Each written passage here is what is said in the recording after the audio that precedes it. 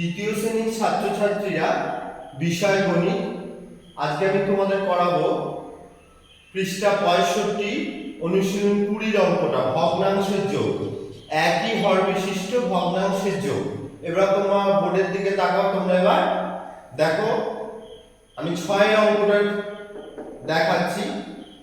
যেমন 4 এর 14, 2 এর 14, 5 এর 14। দেখতে পাচ্ছ হরগুলো সব একই আছে 14। তাহলে সেক্ষেত্রে কোনো সমস্যা নেই। 3টে 14 এর মধ্যে একটা 14 নিয়ে নিলে আর উপরে লবগুলো যোগ হয়ে গেল। 4 যোগ 2 যোগ 5, 4 যোগ 2 যোগ 5 কত হলো? 11 হলো।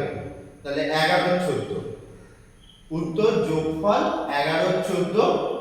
তোমাদের হর আলাদা থাকলে সেটা পরবর্তী ক্ষেত্রে করবে। হর আলাদা থাকলে এখানে লসাগু করতে হতো, কিন্তু এক্ষেত্রে দরকার নেই, কারণ এখানে হর সব এক আছে।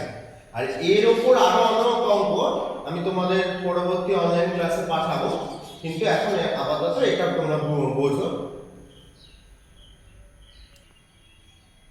তৃতীয় শ্রেণীর ছাত্রছাত্রীরা এবার তোমরা দেখো অনুশীলনী 21 পৃষ্ঠা 67 ভগ্নাংশের বিয়োগ করাবো। আগে তোমাদের জন্য যোগ করালাম, এবার একই ভগ্নাংশ একই হর বিশিষ্ট ভগ্নাংশের বিয়োগ করো। বোর্ডের দিকে তাকাও। আমি এক দাগে ক্ষয়ের অঙ্কটা নিয়েছি। দেখো 6 এর 11, 3 এর 11, হর এক আছে, দুটো হর থেকে একটা হর নিয়ে নিলে 11। উপরে লব আছে 6 বিয়োগ 3, 6 বিয়োগ 3 কত হচ্ছে? 3, মানে 3 এর 11।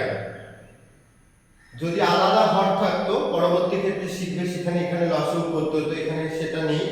এখন আপাতত মধ্যে একই হর বিশিষ্ট যোগ আর বিয়োগ আছে, তাই একটা যোগ একটা বিয়োগ তোমাদের দেখানো হলো। বিয়োগফল 3 এর 11।